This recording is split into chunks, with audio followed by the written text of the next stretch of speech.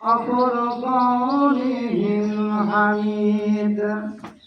أعوذ بالله من الشيطان الرجيم. بسم الله الرحمن الرحيم. إن الله وملائكته يصلون على النبي يا أيها الذين آمنوا صلوا عليه وسلموا تسليما.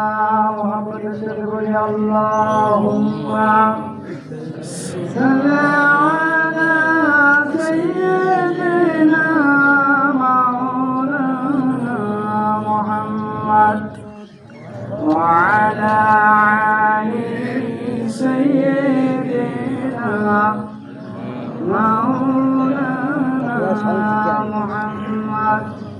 কবে জানি ডাকছিলাম, কবে জানি ডাকছিলাম, এখানে আসিতে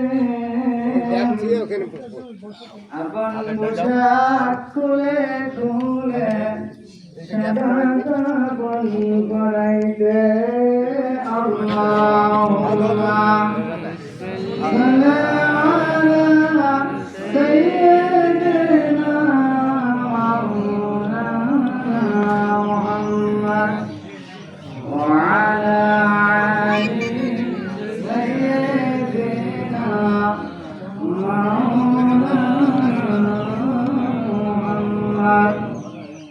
আসেন নিজে সেজাই বলিয়া, আসেন নিজে সেজাই বলিয়া, কাছেন নবীজি জলে যা মাফ করিয়া দেন গো খোদা আমার উম্মত গুনাহগার। আল্লাহুম্মা সাল্লি আলা সাইয়্যিদিনা মাওলানা মুহাম্মদ ওয়া আলা আলি সাইয়্যিদিনা মাওলানা মুহাম্মদ। আলহামদুলিল্লাহ, আল্লাহ তাআলার দরবারে শুকরিয়া আদায় করি যে মহান রব্বুল আলামিন আজ পবিত্র ঈদুল আযহা দিন, যেটা অত্যন্ত গুরুত্বপূর্ণ এবং সম্মানিত দিন, কুরবানির দিন, আমরা সুস্থ অবস্থায় ঈদগাহ ময়দানে আসতে পেরেছি। এই জন্য আমরা সবাই আল্লাহ তাআলার দরবারে শুকরিয়া আদায় করি, বলি আলহামদুলিল্লাহ। আমরা শুকরিয়া আদায় করি যে মহান রব্বুল আলামিন আমাদেরকে আখিরি পয়গম্বর জনাবে মুহাম্মদুর রাসূলুল্লাহ সাল্লাল্লাহু আলাইহি সাল্লামের উম্মত বানিয়েছেন। এই জন্য আরেকবার শুকরিয়া আদায় করি, বলি আলহামদুলিল্লাহ। আমরা আরো দরুদ প্রেরণ করি সেই বিশ্ব নবী, বিশ্ব নেতার প্রতি ভক্তি ভরে সকলে বলি সাল্লাল্লাহু আলাইহি ওয়াসাল্লাম। আজ আমাদের পবিত্র ঈদুল আযহার দিন, কুরবানির দিন।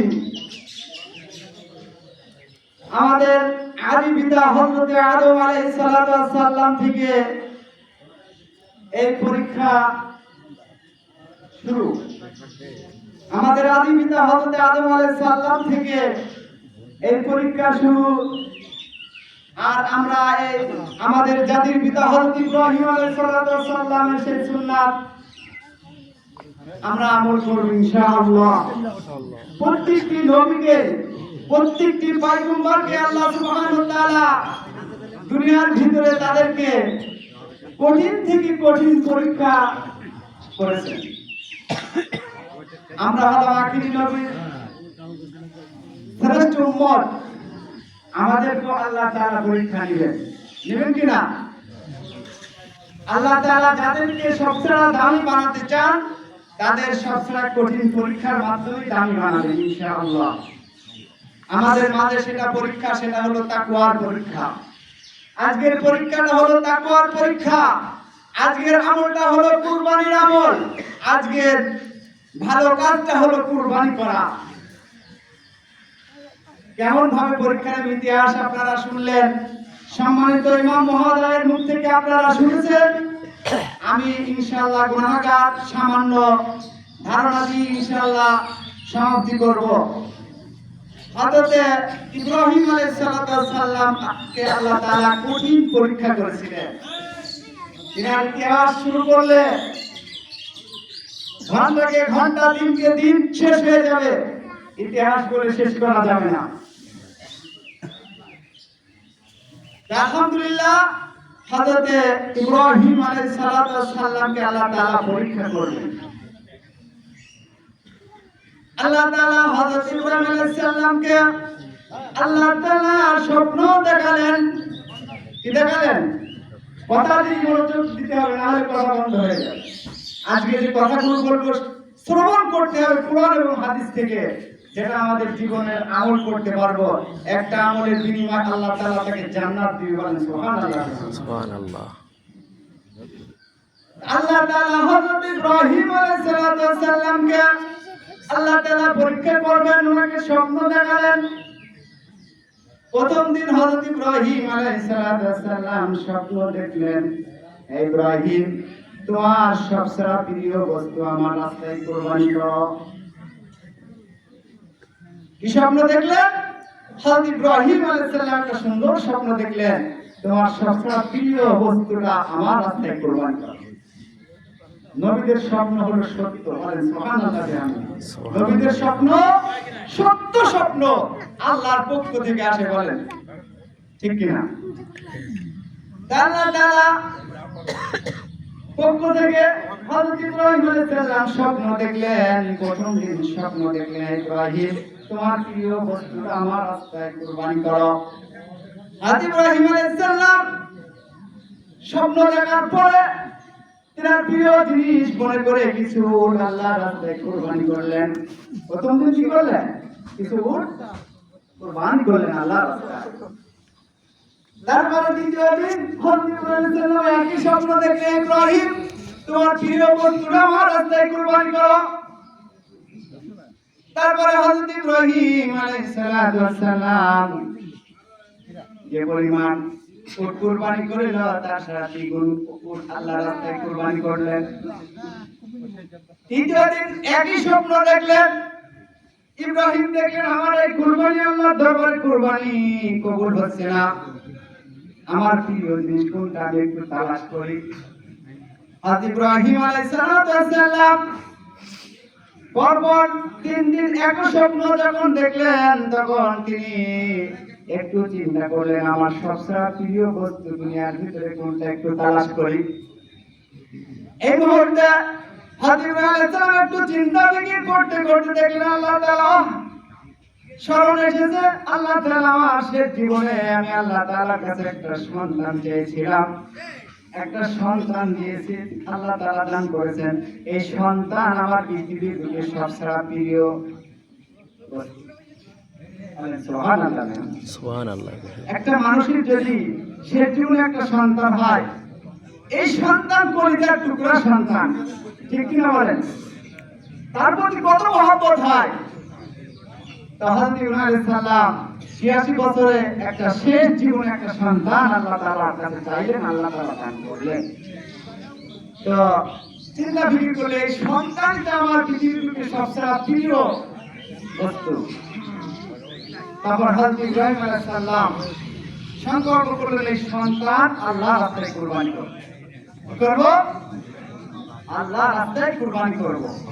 হযরত ইব্রাহিম আলাইহিস সালাম তার প্রিয় সন্তান কলিজার টুকরা ইসমাঈলকে জিজ্ঞাসা করলেন, ইসমাঈল, আমি স্বপ্ন দেখেছি আমার প্রিয় বস্তু আল্লাহর রাস্তায় কুরবানি করতে হবে।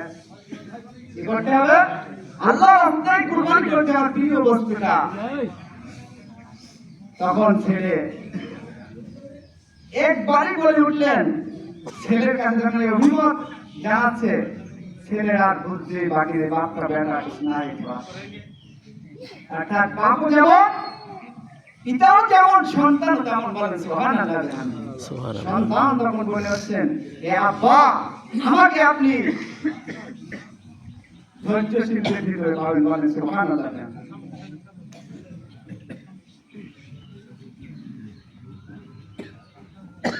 আলহামদুলিল্লাহ। তা সন্তান একবার তুই বলুন, আব্বা আমাকে ধৈর্যশীলদের ভিতরে পাবেন, তার মানে পিতা আপনার যেটা ইচ্ছা সেটা আপনি মন খুলে সেটা করেন, এতে আমি কি ইনশাআল্লাহ রাজি আছি, বলেন সুবহানাল্লাহ। সন্তান এক কথায় রাজি হয়ে গেল, পিতা জবাই করবে। কত বড় পরীক্ষা দেখেন, সন্তানকে কুরবানি করবে আল্লাহর রাস্তায়, আর ওই সন্তান অভিমত স্পষ্ট বলার আগেই রাজি হয়ে গেছে, বলেন সুবহানাল্লাহ। কেমন পরীক্ষা! একটা সন্তান জীবনে শেষ সন্তান, একটা সন্তান আল্লাহ তাআলা দান করেছে, এই সন্তানকে আল্লাহ রাস্তায় কুরবানি করতে হবে, জবাই করতে হবে। সন্তান একবার তুই রাজি হয়ে গেছে, বলেন সুবহানাল্লাহ। এটা পরীক্ষা ছিল। সেই পরীক্ষার ধারায় আল্লাহ তাআলা আমাদেরকে হযরত ইব্রাহিম আলাইহিস সালামের সেই সুন্নাত চিন্তা করে সেই কুরবানি আমাদের মাঝে এসেছে। সেই সুন্নাতটা আল্লাহ তাআলার কাছে এতই পছন্দনীয় হয়ে গেছে, শেষ নবীর উম্মতকে দান করেছে, বলেন সুবহানাল্লাহ। অর্থাৎ হযরত ইব্রাহিম আলাইহিস সালাম সেই পরীক্ষায় 100ই পাস করেছিলেন। তখন সন্তান বলছে, আব্বা আপনি আমাকে জবাই করবেন, আপত্তি নাই, আমি রাজি আছি, কিন্তু ছুরিটা সুন্দরভাবে ধারালো করে নাও, সুন্দরভাবে। আর পিতা যখন সন্তানকে কুরবানি করবে, তখন সন্তানকে নিয়ে স্থানে গিয়ে তখন পিতা সাথে সন্তানের কথা হচ্ছে যে, আব্বা আমাকে চোখ দুটো সুন্দর করে বেঁধে দেন, যাতে আমার চোখ আপনার চোখে পড়ার সাথে সাথে মায়া এসে যেতে পারে, আপনি আল্লাহর পরীক্ষায় ফেল হয়ে যেতে পারেন। তারপরে শুধু তাই নয়, বললাম আব্বা আমার চোখ দুটো ভালো করে বেঁধে দেন, আমার হাত দুটো ভালো করে বেঁধে দেন, আমার পা দুটো ভালো করে বেঁধে দেন।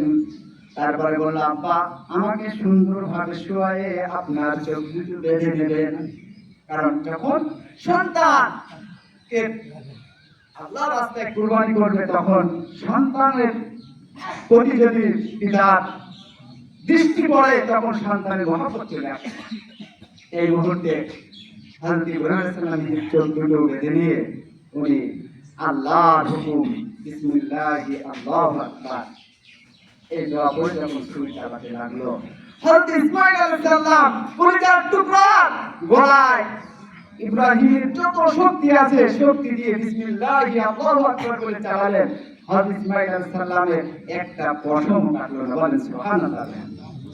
আল্লাহ তাআলা যখন ইব্রাহিম আলাইহিস সালাম তার মনের সংকল্প, তার স্বপ্ন, আল্লাহর হুকুম যখন সে মানার জন্য একটু বাস্তবায়িত করলো, আল্লাহ তাআলা বলল, হে ইব্রাহিম আল্লাহ তোমার এই তাকওয়া, তোমার এই নিয়ত, তোমার এই কুরবানি আমি আল্লাহ তাআলা কবুল করে নিয়েছি। আর ইসমাঈলের মাথায় আর ছিল না।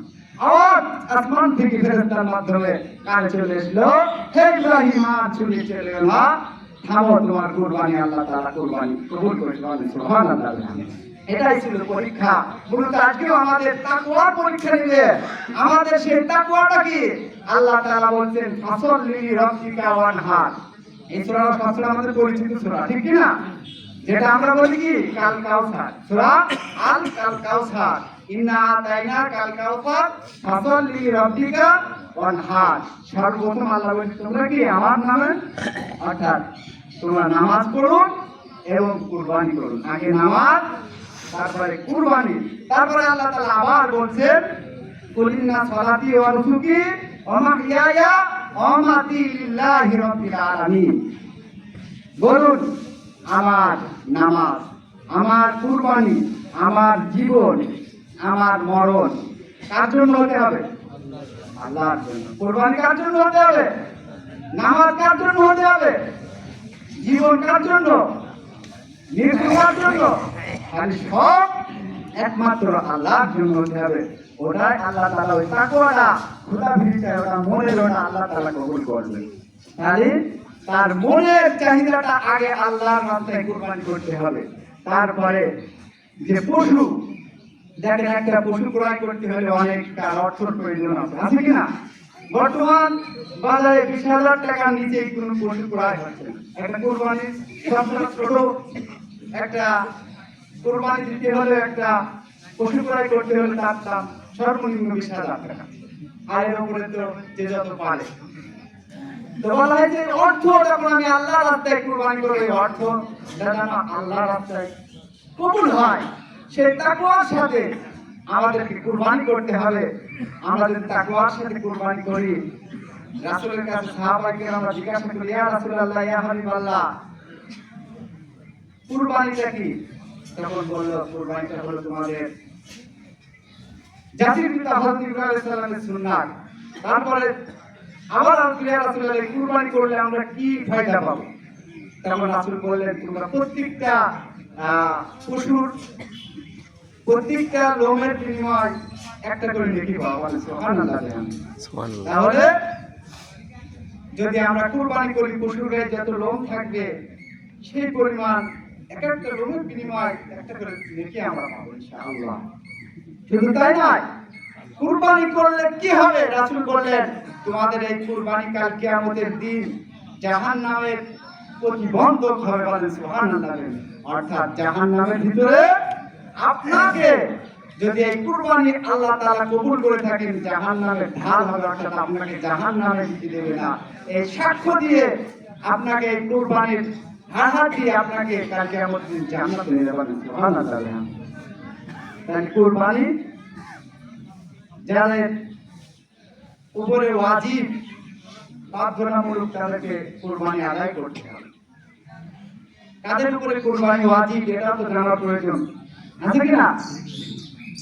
যাক, সময় হয়ে গেছে অনেক, এখন ইমাম মহোদয় আছে, আমি একটা কথা বলি, শেষ করব ইনশাআল্লাহ। কুরবানি কাদের উপর ওয়াজিব এই কথাটা বলি আমি শেষ করব সংক্ষিপ্ত করে ইনশাআল্লাহ। বলা হয় যে 52.5 তোলা রূপার পরিমাণ সম্পদ যদি জিলহজ মাসের পয়লা থেকে 13 জিলহজ, অর্থাৎ আমাদের যে আজ কুরবানির দিন, আজ থেকে আরো 2 দিন আমাদের সামনে আছে। আজকে কুরবানি যদি নাও দিতে পারে, আগামীকাল দিতে পারে, আগামীকাল যদি নাও দিতে পারে, আগামী পরশু আমরা কুরবানির 3 দিন দিতে পারবো। কয়দিন? 3 দিন। আর বলা হয়েছে জিলহজ মাসের পয়লা তারিখ, আজকে হলো 10 তারিখ। কয় তারিখ? এই 10 দিনের ভিতরে যদি কারো কাছে ঋণ বাদে যদি 1,20,000 1 লক্ষ টাকা যদি সে তার সম্পদ থাকে, তার উপরে কুরবানি ওয়াজিব। আমরা এটা তো হিসাব করিনি। আমাদের গোয়ালে কিন্তু 1.5 লাখ, 2 লাখ, 5 লাখ টাকা গরু থাকে, আমরা ওটা আছে হিসাবের বাইরে রাখি। আল্লাহর কাছে কি করে হিসাবের বাইরে নাই, আছে নাকি? না। আপনার ঋণ থাকে, ঋণ সেটা হিসাব আলাদা, কিন্তু তারপরে যদি আপনার উদ্বৃত্তি এই সম্পদ 1 লক্ষ টাকা থাকে, তাহলে তার উপরে 1,20,000 থেকে 25,000 টাকা যদি থাকে, তার উপরে ওয়াজিব হয়ে যায়। অবশ্যই আদায় করতে হবে। সেজন্য আমরা যদি নিয়ত না করি, তাহলে আমরা যদি আমাদের নিয়ত যদি নাও থাকে, ইনশাআল্লাহ আরো 2টা দিন আমাদের সামনে আছে, আমরা আদায় করবো। আল্লাহ তাআলা বরকত দিবেন। যারা আল্লাহর রাস্তায় কুরবানি করবে তাদের মাল শোধন হবে, মালের ভিতরে আল্লাহ তাআলা বরকত দান করবেন। আল্লাহ তাআলা হালাল রিজিকে আর বরকত দিবেন। আল্লাহ তাআলা যেন আমাদের সকলকে সহিহ সালামতে কুরবানি করার তৌফিক দান করেন, এবং আজকের নামাজ যেন আমরা সবাই সুসংহতার সাথে আদায় করে যেন আমরা খুশিভাবে বাড়ি কুরবানি করতে পারি, সেই তৌফিক যেন আল্লাহ তাআলা আমাদের দান করে। আমিন। ওয়া আখিরু দাওয়ানা আলহামদুলিল্লাহি রাব্বিল আলামিন। আসসালামু আলাইকুম ওয়া রাহমাতুল্লাহ।